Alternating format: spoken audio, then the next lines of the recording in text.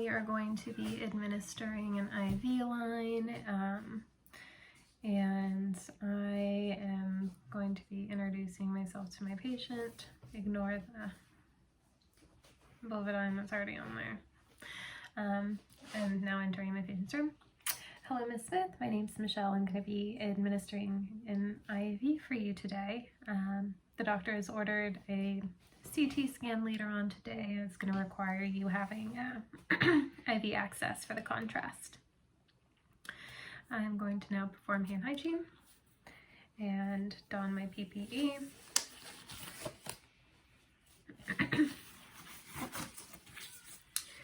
I've got my supplies at the bedside already.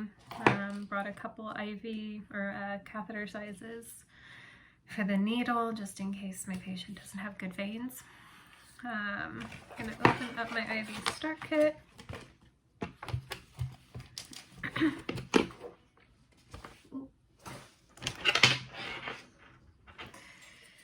I'm going to apply my tourniquet, and we're going to say that it needs to be above the arm. I'm going to apply the tourniquet. This box is too big. And get it nice and tight, but not to hurt the patient. I found a good vein. We're going to say it's in the anacupal space. And if it were chloroprep, I would be cleaning the skin to prep it for a good 3 seconds and letting about 30 seconds for it to dry, because we are going to be using the bovidine iodine solution. We crush it and we clean from the center outward, and just make sure the area is totally covered clean.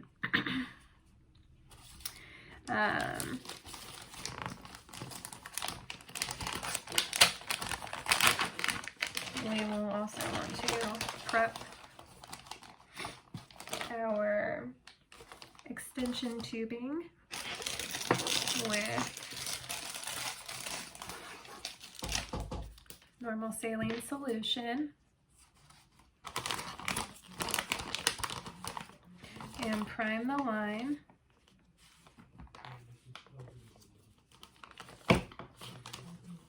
And so can just make sure that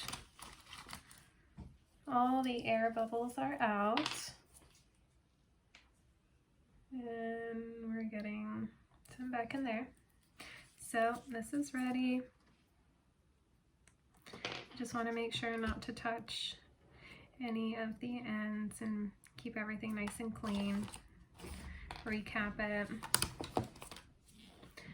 and then we're gonna go in with our 20 gauge needle, and we'll go bevel side up. It's kind of awkward just a little bit, but at a 10 to 30 degree angle, you're going to advance the needle into the center of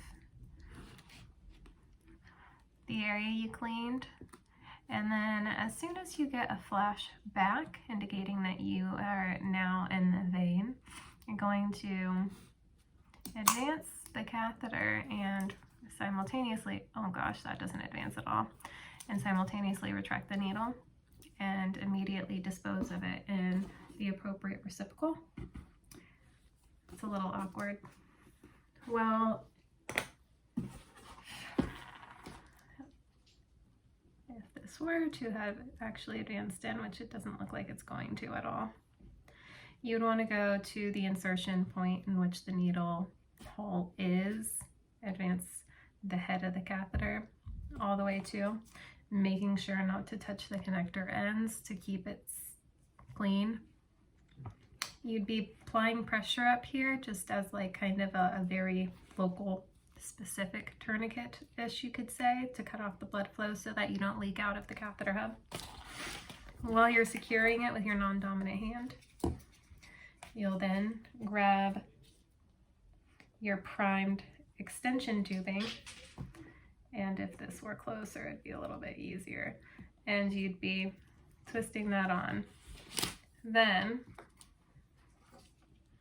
let's say this is all the way down here, you would then push in very slowly and make sure to feel and view that the line has not infiltrated. Ooh, I'm leaking water. Hot mess. So we're gonna say that everything looks great. It wasn't a bloody mess, everything's clean. Otherwise, if it did create a little bit of a mess, use an alcohol swab and clean that area up. We would be securing it with a tegaderm here.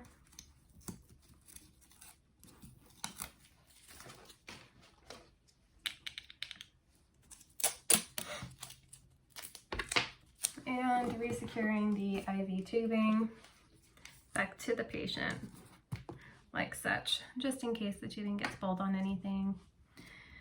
When you're all done, if they're not going to be hooked up to a line for infusion of something, you would want to make sure to cap that line to keep it clean and make sure to prevent any risk for infection.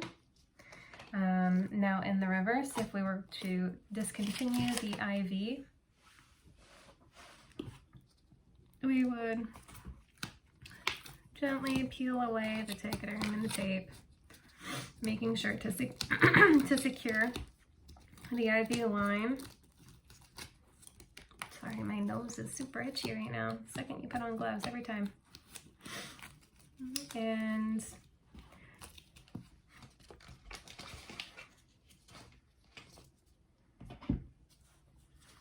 you would then bundle up your gauze, apply it, don't apply it pressure too hard until you've fully removed the catheter.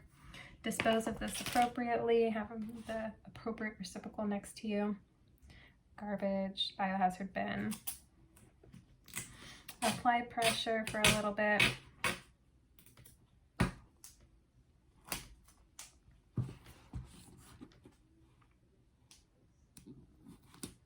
And tape.